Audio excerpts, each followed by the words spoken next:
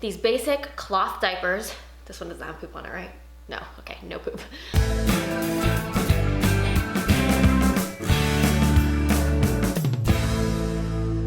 Hey guys, welcome back to my channel. I'm coming to you today with a pretty requested video, and that is my newborn must-haves.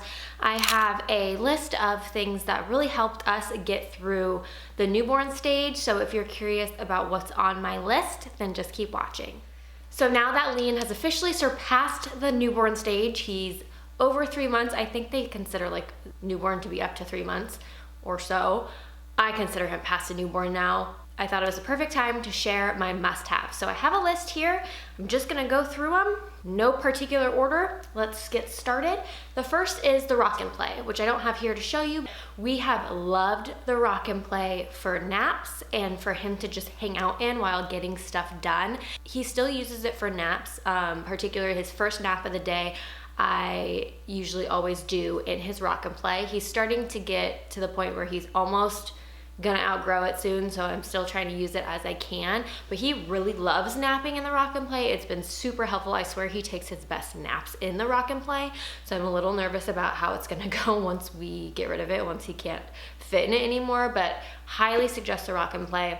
And it's also great to put him in while doing things. So a lot of the times I'll put him in it and then like clean the kitchen or cook or something, and now that he's older, and put him in it and give him like a toy to play with while he's in there, and he's usually content for at least as long as, you know, a baby / 3-month-old baby can be content in a single place.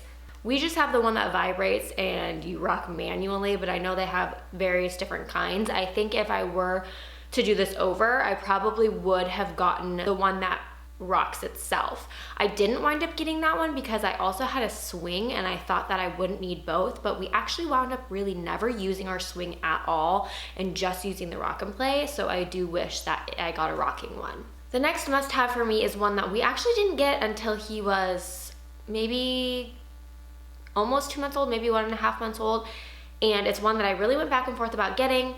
I didn't get it until that point because I just didn't know that we would use it, but it wound up coming in really handy, and that is the DockATot. This is ours. DockATot was actually having a sale one day, so I snatched it up then, and I've really enjoyed it for sleep. I know there's a lot of controversy about whether DockATots are to be slept in or whatnot. We have put it in his bassinet, and he did start sleeping better once he got it, and I really wanted it to do bassinet to crib transition so that it would help him feel like it wasn't such a big change, and I plan to transition him out of the DockATot once he starts rolling, just because I don't feel like that's as safe anymore. But so I really liked it for sleeping, but I also really like it for taking with us places. So it's great for him to nap in if we're out, or just to hang out in if we're out. Brought it with us to put him in because he can't sit up on his own yet, and sometimes there's not always hands to hold him, and if we're in a place where we can bring it, then it's a really great thing to bring because it's much more lightweight and portable than the Rock and Play. We were taking the Rock and Play places, and then that's why I was like, okay, the DockATot is something that actually would come in quite handy because it's so much more portable, and you can put it in various places in your house to nap in. He doesn't normally nap in it anywhere outside of like the bassinet or the crib, but you definitely can have your baby do that because it's so portable. So it is quite an expensive product. I'm glad I got it on sale, but it was one that I'm glad that I wound up getting and will be happy to have from the beginning with our next baby someday. I know there's also the Snuggle Me Organic. Honestly, I think either one is fine. I'm not like oh my god, the DockATot is actually absolutely perfect in every way. I think you should get this one over that one. I don't have experience with that one, but I think that they do pretty much the same job. So if you find that one or the other is on sale, or you think you might have a preference towards one or the other, I think, like I said, they do the same job, and it's just handy to have something like that. The next must-have I have is the Boppy Pillow. Now this is something we haven't used in months, but it came in very, very handy in the very beginning.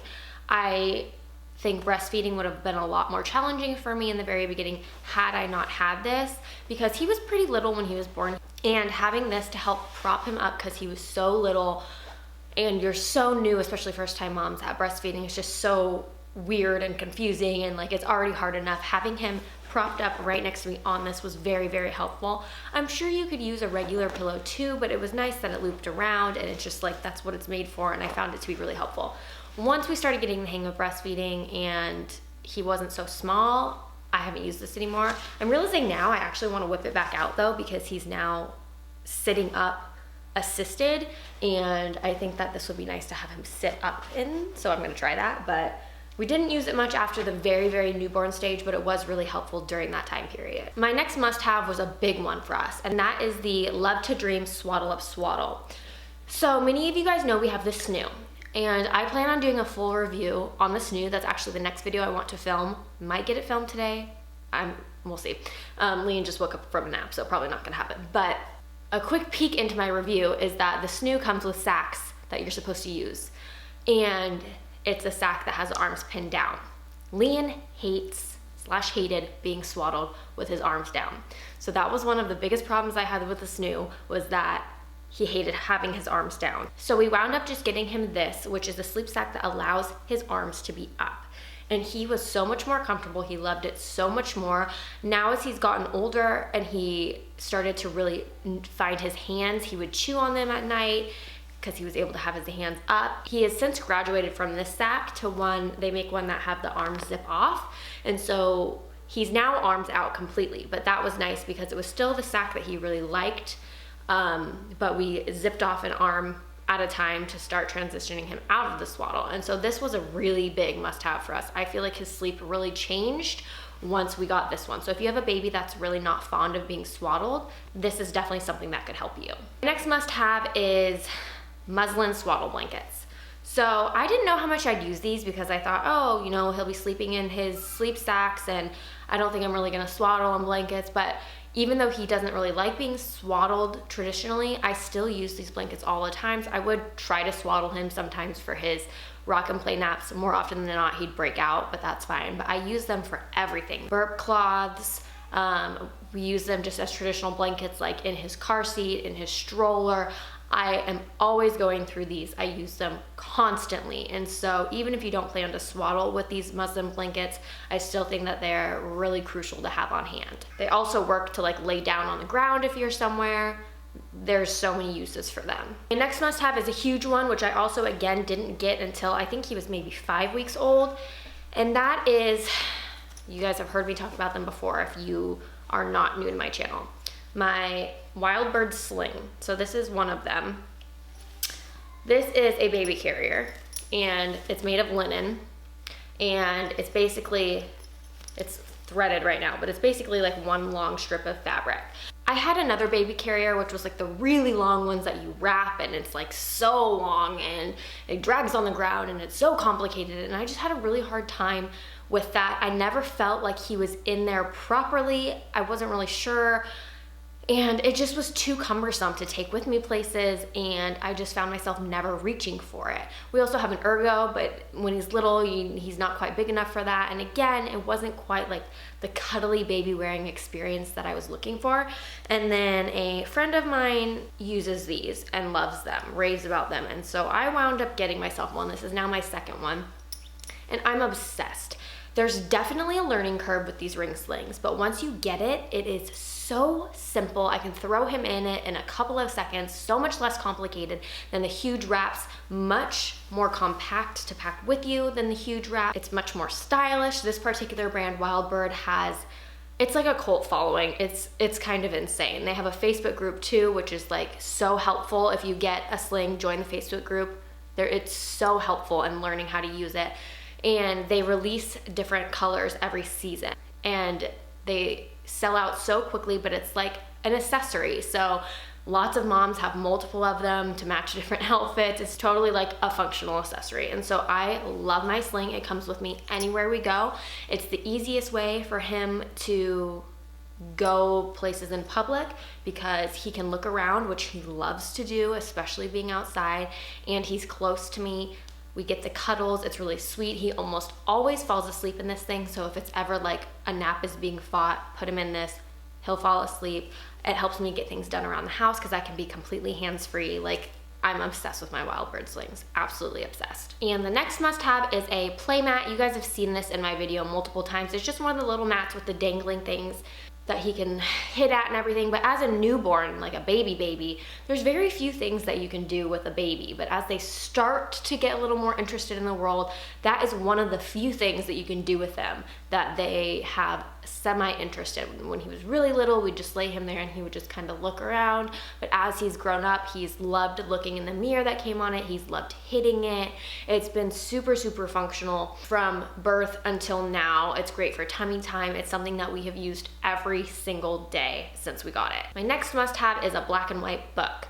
Again, as they're really little, there's very few things you can do with them to entertain them, but this is one that he really loved from the beginning. He doesn't have an interest in it anymore because now he like loves his color books, he loves things he can touch. But when he was really little and they really only see black and white things well, this was his favorite. He was so mystified by this book. He would look at it forever, a million times a day, never got bored of it, loved this book. So whether it's this one in particular, it doesn't matter, just some sort of black and white book or black and white toy, something black and white is definitely a recommendation I have for your newborn. Okay, and 3 more must-haves. The next one is these basic cloth diapers. This one doesn't have poop on it, right? No, okay, no poop. Basic cloth diapers. I use 2 of these while changing him. So first is I have a boy. Boys tend to pee when they're changed, not as much anymore, but when they're little, they really do. And so I would hold a cloth diaper over him so that if he pees, it gets absorbed, it doesn't go everywhere. We've had a few times where it has gone everywhere and it can go far, let me tell you. So this helps prevent that from happening. And then I also have a baby who loves to poop during diaper changes. And if I didn't use cloth diapers, I would be changing pad cover so frequently. I would have to buy more of them because he would poo on it all the time. So when I change his diaper, I lay one of these under his butt so that if he does poop, it goes in this instead of his changing pad cover. It saves me from changing that thing all the time. And I have like 20 of these. They come in like a pack of 10 on Amazon. Super easy to switch out easily, especially if it's at night. Like who wants to change a changing pad cover at night? No, just throw this one in the laundry and get another one.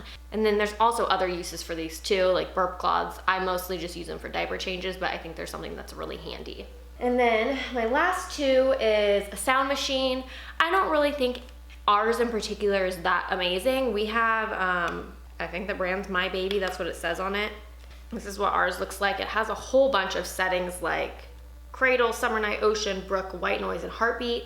Volume settings, there's a timer. We really only use the white noise setting, so we probably didn't need one with so many things. But the one thing I do really like about this is it can be plugged in or use battery. So sometimes if he's sleeping in the living room in his rock and play, I will grab this and bring it out there and I don't have to deal with the plug. So having a white noise machine is definitely helpful for sleeping, especially if it's portable. And then the last thing is a Nightlight. So for those nighttime feeds, I do feed him in our room, so Ben is asleep next to me, and I don't want the room to be super bright, so we have this Nightlight, which is by Vava. I literally don't even know. It has multiple settings, different color settings, so like a bright white and then more of a yellow white, and then you can also dim it. I really do like this specific Nightlight. It has worked out really well for us. It's also battery powered, but can be charged by a plug, so it's also portable. Really happy with this one. I think a Nightlight is a must-have for nighttime feedings because you don't want things to be too bright and wake them up.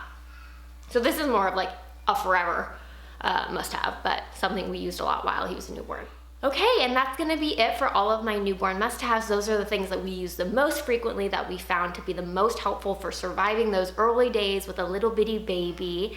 Let me know if you'd be interested in maybe a 3 to 6 month must-haves once he surpasses that milestone. I was thinking about maybe doing a new mom's must-have. I don't have a ton of things, but a couple things that I think have helped me survive motherhood. So let me know if that's something that would be of interest to you. Don't forget to give this video a thumbs up. Don't forget to subscribe, and I'll see you guys in my next video. Bye. The next thing for a newborn, the next newborn must-have I have, what? That is like a mouthful. So we wound up just getting him this, which is the sack, which is a sleep sack. So we wound up just getting him this, which